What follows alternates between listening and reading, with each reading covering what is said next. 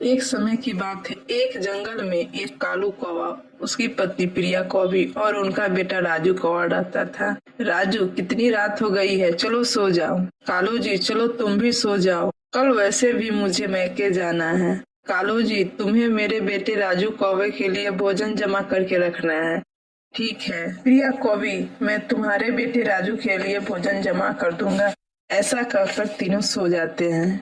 प्रिया कौवी सो रही होती है तो वे अपने सपनों में दिखती है, प्रिया कौवी, कल मेरी बचपन की दोस्त सोनम कौवी आ रही है, तो मैं उसके लिए भोजन ढूंढने जा रहा हूँ। कालू जी, तुम हमारे लिए तो कभी भोजन ढूंढे नहीं, लेकिन आज तुम अपनी सोनम कौवी के लिए भोजन ढूंढने जा रहे हो। लगता है कुछ खास है। सोनम कौवी आपके लिए बहुत खास है। प्रिया कौवी, सोनम कौवी मेरे लिए बहुत खास है। ऐसा कहकर कालू कौवा भोजन जमा करने के लिए चला जाता है। प्रिया कौवी राजू कौवे से बोलती है, बेटा ऐसा क्या बात है सोनी कौवी में जो कालू जी खुद से भोजन ढूंढने चले गए? जी, मुझे तो हमेशा चोरी का भोजन खिलाते हैं और उसके लिए भोजन ढूंढने चले गए। कुछ देर में कालू कौवा सोनी कौवी को लेकर अपने घोंसले में आ जाता है।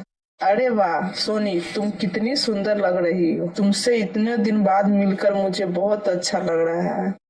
हाँ कालू, तुम भी तो बहुत अच्छे लग रहे हो। प्रिया कौवी सोनी कौवी और कालू कौवे की बात सुनकर मन ही मन जलने लगती है।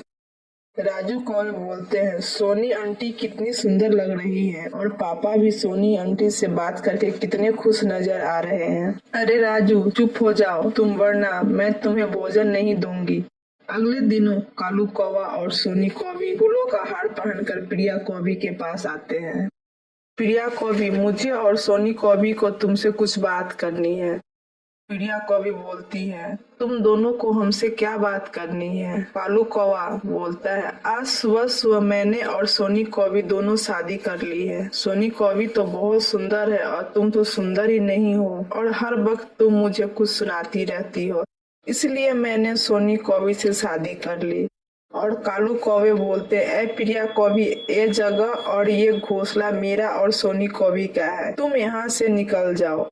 नहीं कालू जी, मैं नहीं जाऊंगी यहाँ से, तुम मेरे साथ ऐसा नहीं कर सकते हो। प्रिया कौवी इतना कही रही होती है कि प्रिया कौवी की आंख खुल जाती है। कालू कौवे प्रिया कौवी से बोलते हैं कि तुम इतनी रात में क्या बड़बड़ा रही थी कि मैं तुम्हारे साथ ऐसा नहीं कर सकता। नहीं नहीं कालू जी, कुछ नहीं, शायद मैंने कुछ भयानक सपना देखा है। चलो तुम सो जाओ, मैं भी सो जाती हूँ। और सुबह में उठकर प्रिया कौवी अपने राजू कौवे से कहती है, ये मैंने क्या सपना देखा था कि कालू जी ने अपनी दोस्त सोनी कौवी से शादी कर लेते हैं और मुझे मेरे ही घोंसले से बाहर निकाल देते हैं। कितना भयानक सपना था। अगर ये सपना सच हो गया तो मेरा क्या होगा? मीनू चिड़िया सब पक्षियों की बहुत मदद करती है और वे बहुत बुद्धिमान है। ऐसा करती हूँ, मैं मीनू चिड़िया के पास जाती हूँ। ऐसा कहकर प्रिया कौवी मीनू चिड़िया के पास चली जाती है। प्रिया कौवी मीनू चिड़िया के पास आती है और उससे वे अपना सपना सुनाने लगती है। मीनू चिड़िया प्रिया कौवी से बोलती है, तुम बेकार में बहुत चिंतित हो रही हो, ऐसा कुछ भी नहीं होगा।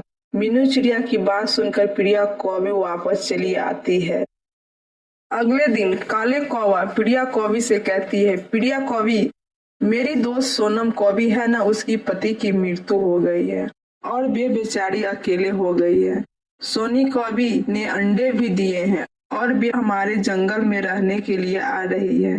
मैं जब भोजन ढूंढूंगा तो थोड़ा भोजन उसके लिए भी ढूंढ लिया करूंगा, ताकि सोनी कौवी अकेला अपने अंडे को छोड़कर न जाए और वह अपने अंडे का हमेशा ध्यान रख सके। क्या सोनी कौवी सही है ना? जो तुम्हारे बचपन की दोस्त है वही सोनी कौवी? तो कालू जी बोलते हैं, हाँ वही सोनी कौवी है।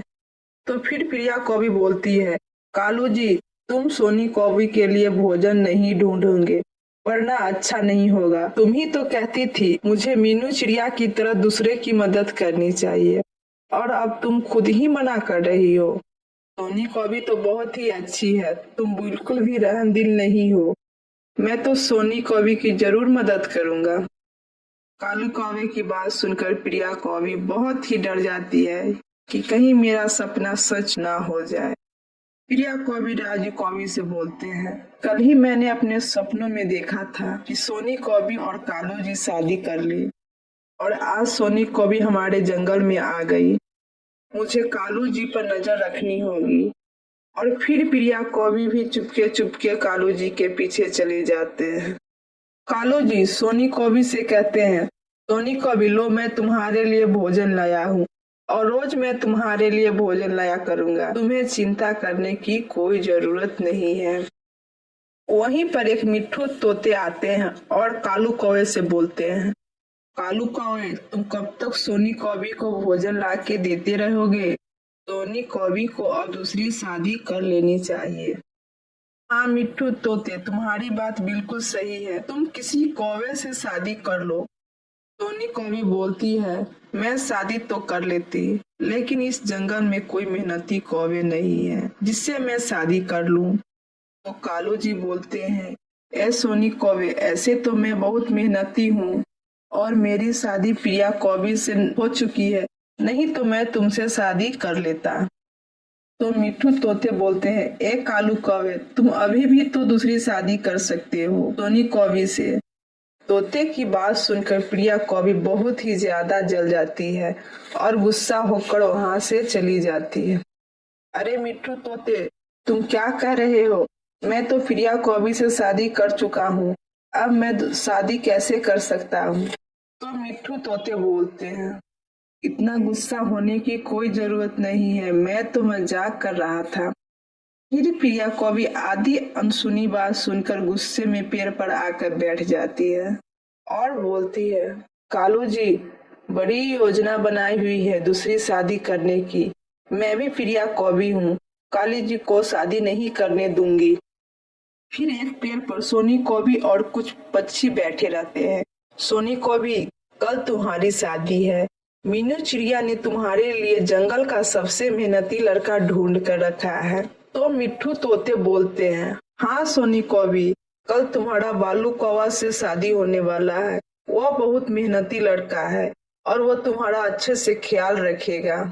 प्रिया कौवी पास ही बैठी पेड़ पर बालू कौवे की जगह कालू कौवे सुन लेती है और कहती है, मेरा शक बिल्कुल सही निकला, ये कालू कौवे सोनी कौवे से दूसरी शादी करने वाला है।